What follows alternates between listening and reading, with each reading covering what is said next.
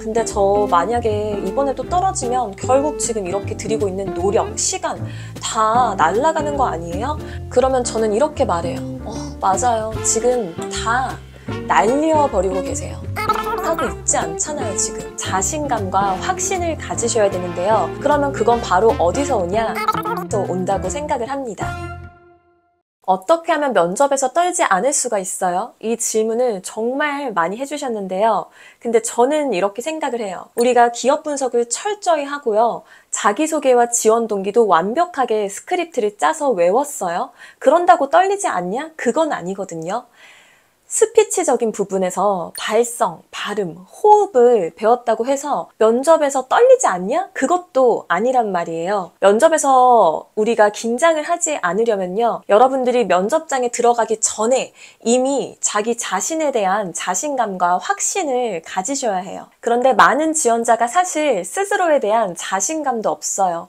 내가 이 직무에 정말 적합한 사람인지 아니면 내가 다른 지원자들보다 치열하게 준비를 했는지 정말 솔직하게 스스로에게 물어본다면 그렇다라고 대답할 사람이 손에 꼽을 거예요. 그렇기 때문에 떨리는 겁니다. 나부터가 이미 이렇게 움츠러든 마음인데 그걸 면접관한테 들킬까봐 면접이 무섭고 두려운 거예요. 그래서 우리는 면접을 준비하는 이 과정부터 자기 자신에 대한 자신감과 확신을 가지셔야 되는데요. 그러면 그건 바로 어디서 오냐? 저는 바로 매일 쓰는 일기에서 온다고 생각을 합니다. 제가 지금 슝슝장구라는 승무원 면접 컨설팅을 통해서 많은 지망생들을 만나잖아요. 그런데 이 친구들이 늘 이렇게 물어봐요. 근데 저 만약에 이번에 또 떨어지면 결국 지금 이렇게 들이고 있는 노력, 시간 다 날아가는 거 아니에요? 다 지금 말짱 도루묵 되는 거 아니에요? 그러면 저는 이렇게 말해요. 맞아요. 지금 다 날려버리고 계세요. 지금 다 완전 헛짓하고 있네요, 우리가. 남기고 있지 않잖아요. 기록을 하고 있지 않잖아요, 지금. 여러분들이 지금 취업을 위해서, 회사의 면접을 위해서 토익 공부를 하건, 어학연수를 다녀오건, 서비스 경험을 쌓건, 대외 활동을 하건, 이 모든 거를 기록해두지 않으면요, 결국에는 까먹습니다. 모든 기억은 시간이 지나면 흐려지고 옅어지기 마련이에요. 그러면 이게 면접에서 뭐가 안 좋냐면요, 여러분들이 면접 준비를 할 때 백지에서 시작을 하는 거예요. 기출문제는 100문제, 200문제, 300문제, 1000문제까지 너무나 많죠. 기출문제는 정말 여러분들이 쉽게 구할 수 있어요. 그런데 우리가 이제 그 질문을 앞에다 두고 생각합니다. 대체 나한테 그때 무슨 경험이 있었지? 가장 최근에 화났던 적이 언제지? 행복했던 적? 동료랑 갈등 해결한 경험을 묻는데 나 예전에 인턴 생활할 때 그때 그 사수랑 조금 갈등이 빚어졌었는데 무슨 계기였지? 그렇게 잘 기억이 나질 않습니다. 그런데 여러분, 면접은요, 여러분의 경험을 계속해서 물어봐요. 그래서 어려운 거예요. 여러분들이 지금 이렇게 백지에서 내 경험을 뽑아내려고 하니까 어려운 거예요. 책상 앞에 딱 앉아서 면접 질문을 두고 백지 앞에서 나 진짜 기억이 안 나는데 뭐였더라? 이러니까 어려운 겁니다. 이러니까 골치가 아픈 거예요. 그런데 이미 나에게 차곡차곡 정리된 경험들이 있으면요, 백지에서부터 시작하지 않아도 되니까 부담이 없어요. 잘 기억이 나고요. 그래서 쉽게 면접을 준비할 수가 있고 대비할 수가 있습니다. 저희 할머니가 돌아가시기 전에 치매에 걸리셨었어요. 이때 굉장히 무서운 지점이 있었는데요. 할머니가 저를 알아보지를 못하는 거예요. 저뿐만 아니라 저희 아버지도 기억을 하지 못하셨고요. 손주, 손녀들, 자식들을 다 잊어버리셨어요. 근데 할머니가 자식들, 자신의 지난 나날, 과거를 하나도 기억을 하지 못하는데 할머니를 우리 할머니라고 부를 수가 있나? 물론 우리 할머니지만 그 지점에서 여러 생각이 들었어요. 사람이 나에 대한 기억이 없는 사람을 그 사람이라고 부를 수가 있나? 내가 아무것도 기억하지 못한다면 그걸 과연 나라고 할 수가 있는지 의아한 생각이 드는 거예요. 그래서 저는 굉장히 기록을 열심히 해왔어요. 오늘 이렇게 촬영하기 전에 제가 그동안 비행하면서 썼었던 노트들을 다 꺼내봤거든요. 여기에 정말 사소한 것들을 다 기록을 해놨어요. 갤리에서 서비스 끝나고 잠시 쉴 때에도 저는 손님들이랑 나눴던 대화나 다음 서비스에서 조금 더 개선되었으면 하는 부분들을 다 남겨뒀었어요. 근데 저도 승무원 생활을 할 때부터 기록을 열심히 했던 건 아니고요. 한 3, 4년 차 때까지는 아무 생각 없이 그냥 멍청하게 캐리어만 끌고 다녔어요.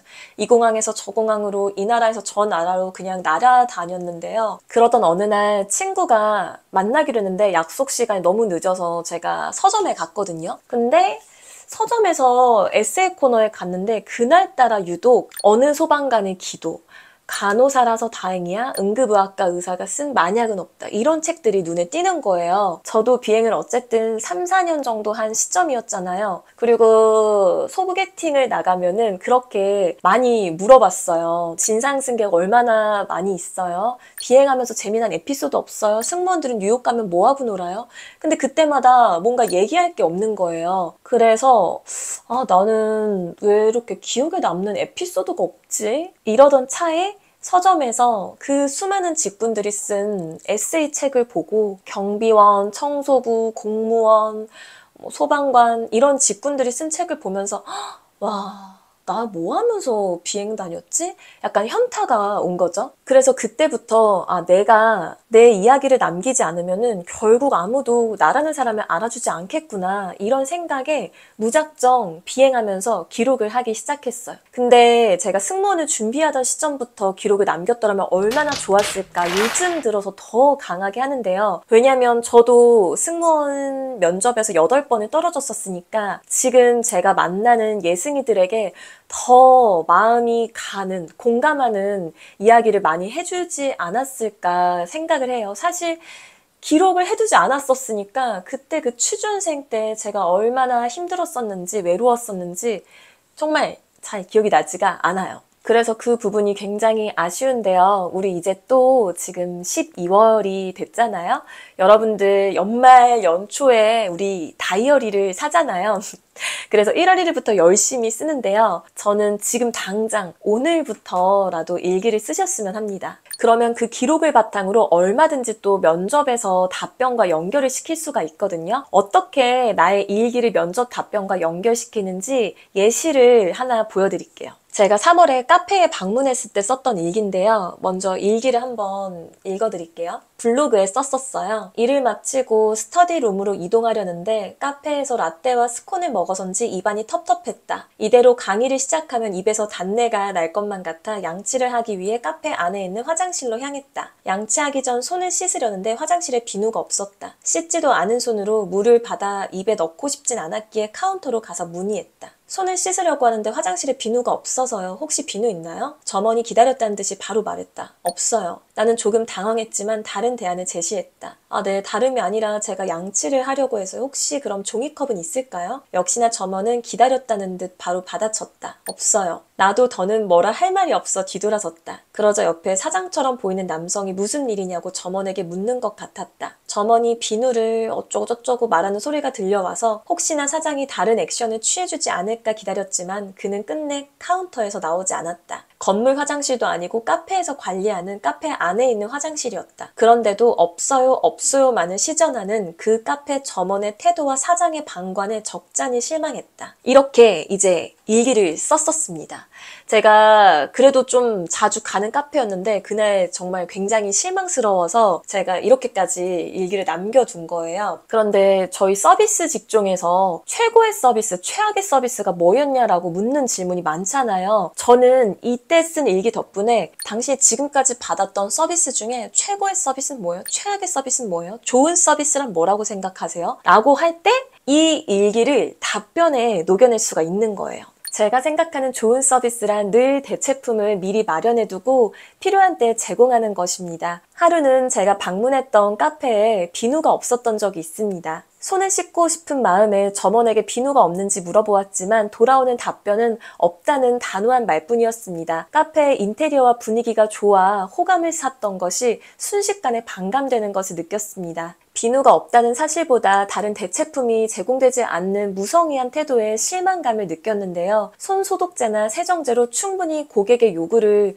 맞춰줄 수 있었다고 생각합니다. 이 경험을 본보기로 삼아 제가 대한항공의 승무원으로서 객실 서비스 업무를 맡게 된다면 대체품을 사전에 마련하고 제공하는 자세로 고객 만족을 최대한으로 이끌어낼 자신이 있습니다. 여러분들도 지금 되게 생생하고 현실감 있게 들렸을 텐데요. 왜냐하면 이게 바로 일기에서 쓰인 내용을 답변에 가지고 왔기 때문이에요. 원래 소소한 경험이 더 재미있게 들리잖아요. 봉준호 감독도 말했죠. 가장 개인적인 것이 가장 창의적인 것이다 라고요. 그리고 이렇게 한번 써두면요. 내가 매번 일기장을 들여다보면서 그때 무슨 경험이 있었지 라고 생각을 하지 않아도요. 이미 내가 시간을 내서 기억을 더듬고 글로 쓰고 타자를 치고 하는 그 행위 자체가 이미 나에게 잘 정리된 하나의 경험으로 남기 때문에 얼마든지 더 쉽게 이전의 기억을 떠올릴 수가 있어요. 그런데 우리는 이런 시간을 갖지 않으니까 그냥 오늘이 어제와 똑같다고 느껴지는 건데요. 제가 일기를 써라, 일기 쓰세요 이렇게 얘기하면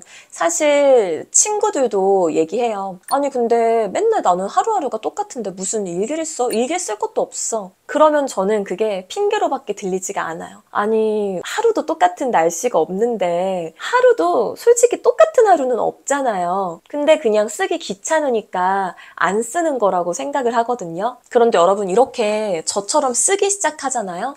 그러면 내 삶을 작가의 시선으로 바라보게 돼요. 작가가 별게 아니잖아요. 굉장히 사소한 거를 특별하고 자신만의 관점으로 풀어내는 사람들이잖아요. 이제 살짝 제 책 홍보를 하자면 나는 멈춘 비행기의 승무원입니다. 책을 보면 정말 다 에피소드로 구성이 되어 있거든요. 제가 가장 기내에서 유쾌하고 뭉클했던 기억들을 담은 책이에요. 에피소드로만 구성이 되어 있는데요. 만약에 저한테도 앉은 자리에서 백지에서 책 한 권 쓰라고 했으면은 저 절대 못 썼을 거예요. 근데 이미 저는 비행을 하면서 많은 기록을 남겨뒀잖아요. 그래서 하나도 어렵지가 않았어요. 책 한 권을 쓸 때 저는 골머리를 싸매면서 쓴 게 아니라 이 기록들을 펼쳐보면서 책을 썼습니다. 그리고 또 다른 사례 하나만 더 소개를 하자면요. 저랑 친한 동생이 대한항공 승무원으로 합격을 했거든요. 이 친구가 면접 전에 저를 만나서 이제 상담을 하는데요. 존경하는 사람 질문이 너무 어렵다는 거예요. 이 친구는 어머니랑 이효리를 존경하는 사람으로 정리를 했었더라고요. 그래서 저도 이야기를 듣고서 가장 최근에 너의 마음에 큰 울림을 준 사람을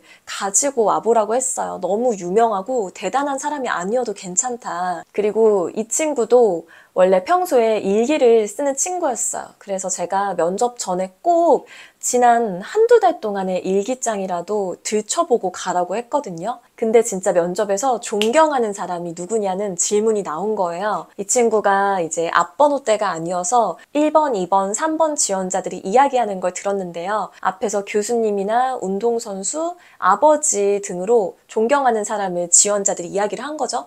근데 이 친구도 이제 듣다 보니까 조금 식상하기도 하고 면접관들도 지루해하는 기색이 보이는 거예요. 이 친구도 원래는 어머니나 이효리를 얘기하려고 했는데 갑자기 지난주에 쓴 일기 하나가 생각이 난 거예요.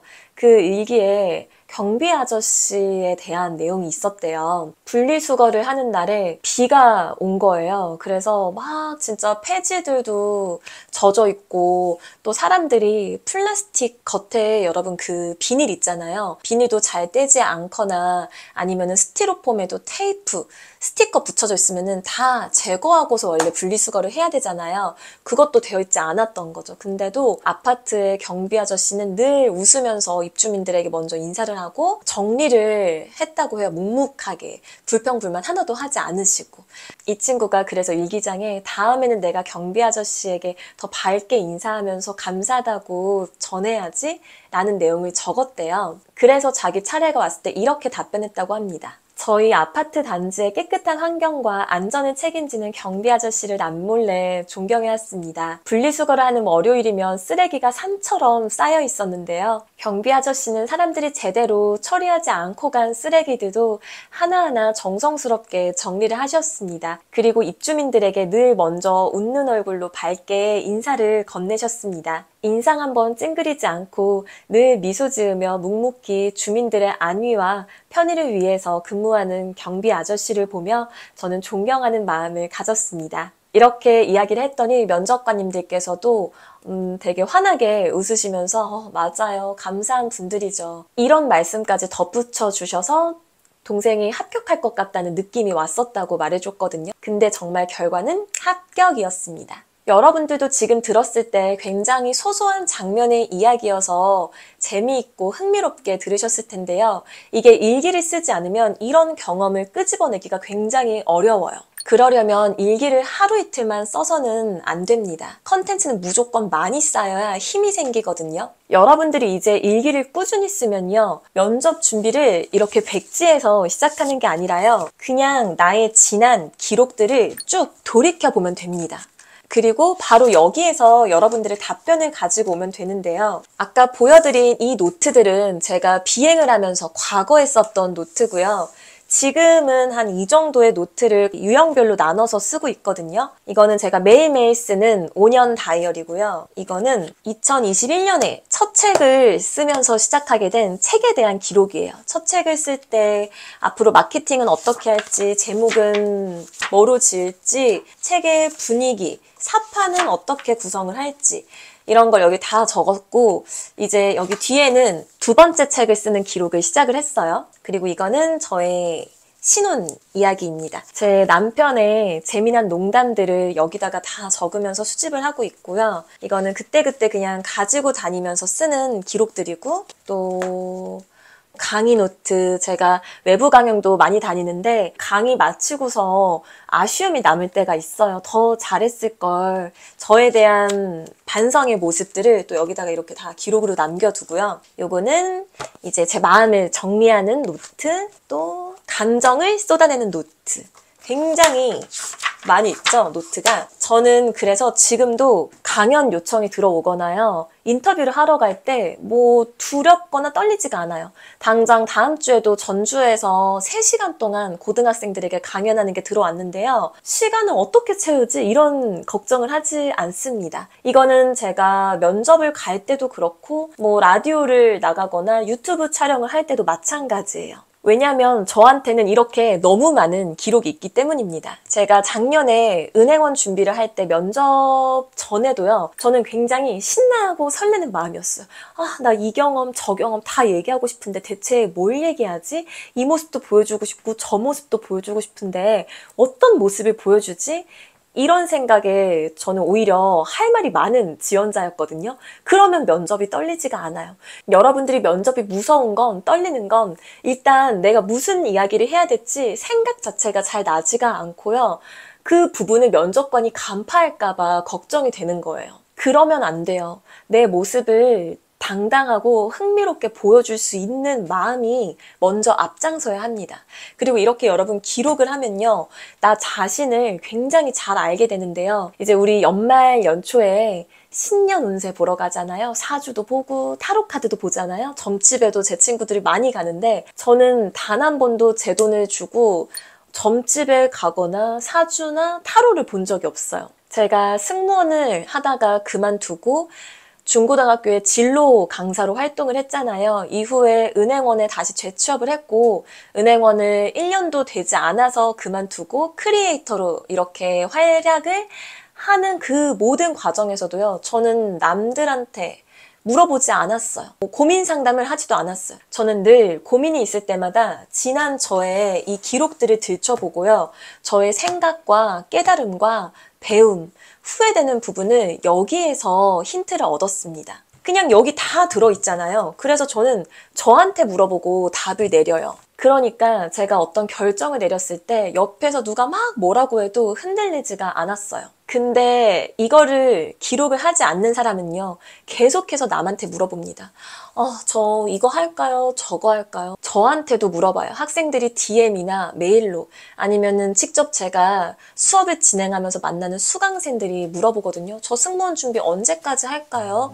저 이항공사 갈까요? 저항공사 갈까요? 서비스 경험을 더 쌓을까요? 워킹홀리데이를 갔다 올까요? 그거를 제가 물론 말해줄 수 있는데 제가 말하는 게 정답은 아니잖아요. 그리고 만약 그렇게 해서 잘 일이 풀리면 좋겠지만 만약에 일이 뜻대로 풀리지 않으면 제 탓을 할 거 아니에요. 그렇게 바깥에 탓할 사람을 마련해두면 안 돼요. 내가 나한테 물어보고 내가 결정을 하고 그 결정에 내가 책임을 지고 내가 나를 기특하게 여기거나 나를 탓해야 됩니다. 그러면서 사람이 발전을 하는 거잖아요. 그래서 저는 여러분이 오늘부터 당장 이 기록을 하면서 나 자신을 더 잘 파악하고요. 인생을 더 풍요롭게 살아가기 위해서, 면접에서 떨지 않기 위해서 나 자신을 기억하기 위해서 기록을 하셨으면 좋겠어요. 그럼 어떻게 기록을 해야 할지는 제가 다음 영상에서 또 저만의 기록 비법들을 나누도록 할게요. 그럼 안녕!